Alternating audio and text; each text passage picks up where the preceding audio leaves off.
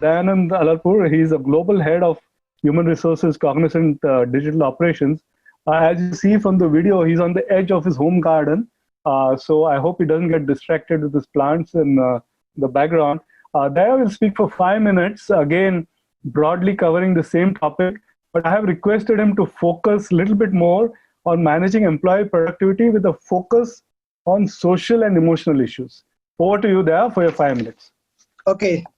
Thank you, Anand, and thank you, Ninad. And hello, everybody. Good to see you here, or good on this panel, and all the participants as well. Thanks for sparing your time on a Saturday to listen to all of us. I know this is a vexing issue for pretty much everybody, whether it is a vegetable vendor on the street or a corporate multi-billion-dollar company. Everybody is facing the same issue. We're all quarantined. We talked about BCP plans all our lives. Everybody did some BCP plan or the other, whether it's a Chennai floods or some earthquake or some riots. But whoever imagined that this is the kind of BCP that the whole world has to go through? Most of the humanity is now indoors, stuck. Some are protesting, some are falling sick, some are dying. And companies at the same time are struggling to figure out how to stay alive, stay in business, and find alternate ways of doing it. This entire virus situation has shown us what is the priority for us, for our personal well-being, our health, at the same time, what matters most. And suddenly the clients are looking at, hey, so many people are working from home across so many countries. In India, nobody ever thought that working from home would really succeed. You have seen the reports in the newspaper, how many CEOs of big companies have said productivity has actually gone up. We thought 8 or 10 hours that we may work at home. It's becoming maybe sometimes 13 or 14 hours now. It is stretching.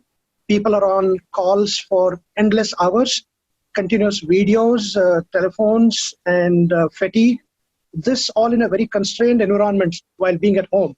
I think it's extremely important for us to get a right perspective on this entire thing. What's happening? What's happening to our leaders? What's happening to our colleagues, associates? Where do they live? How do they work? The families were used to seeing their spouses, parents, or sons going to work. Today, suddenly they're spending endless hours on the phone, sitting in front of the video and talking to people. They don't have privacy. Neither do they have a good ergonomics, a good seating or chairs. We are all notorious for unregulated power cuts. We have very varying temperatures across India. Some parts it is extremely cold, some it is very hot and humid. People not all can afford ACs. They sit in rooms where it's crowded space. They are on calls constantly telling people move away. And I can see this happening on a daily basis. I mean, I should tell you a couple of instances. One of our colleagues who had a pet dog, every now and then it would pop up and come. It was finding it kind of embarrassing for the person to, go through this. And every now and then she was hushing and said, hey, it's okay. I mean, now, if you're at work, this won't happen. Now, because you're at home, you have invaded the privacy of maybe your pet or your colleagues or your parents or your children. Suddenly, an elderly person coming in and walking in saying, how long are you on the phone? Sometimes you get up and come. And again, another moment. I think people need to understand that this whole workplace and family space is getting completely blurred now. People are finding it very difficult to figure out where to draw the line. And at the same time, we have this workplace. What is that workplace? How do we define? And our workforce, who is our workforce? And what kind of work can we do from home? What cannot be done from home? What do we expect from people while they are on these calls? Can we define certain, do's and don'ts, not for just the employees or associates, even for the leaders? This is the true moment where our expectations and behaviors of leadership has to be incongruent with this new reality. If we are not congruent with what's happening around, then we will end up creating a new tension, new stress among our colleagues. People will find it very difficult to know how to cope with this new situation. It's that we have to, as a company and as employers, have to start realizing we are invading into the family space.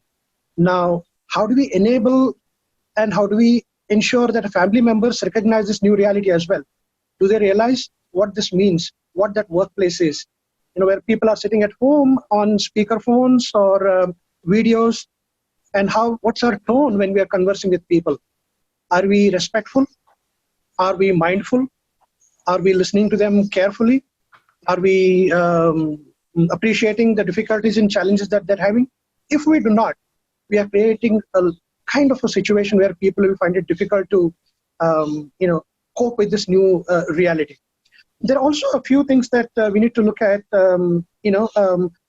from the perspective of facilities and things that we can provide. A lot of events we do in the offices, right? We do birthday parties, celebrations, we do promotion celebrations. Many events are done in the organizations. How do we ensure that the same thing gets replicated at home now? Simple things, but can we do it? Can we celebrate? Can we now that work has gone home, can we loan the family members and say, hey, look, here is today this promotion, here is today this birthday. Engage the family in doing that, maybe a surprise party. Let the family feel, okay, you're at home. This is how your family cares. This is how they do. This is how they, appreciate you.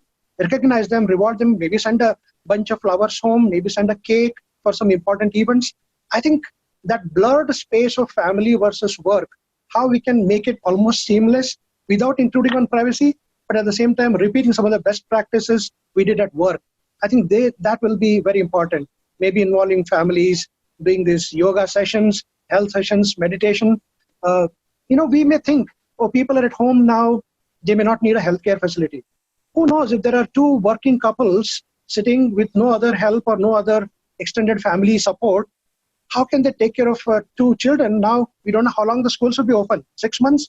They'll be closed for another 6 months or 1 year, or homeschooling may become another norm. Then how do we do it? Do we still have to give daycare facility for people while they're staying at home? The kids go to daycare. I mean, all kinds of scenarios are possible. Plenty is happening. There's a lot of food for thought for corporates to rethink whether to give membership to various things. Plenty is happening there. So I'll stop at that point. Sure. We need to be just mindful, thoughtful, ensure that we demonstrate our true leadership in this time. And over to you, Ninad. Thank you there. Thank you for summarizing, saying we need to be mindful and thoughtful. I think that's great. It's a great message for all the participants.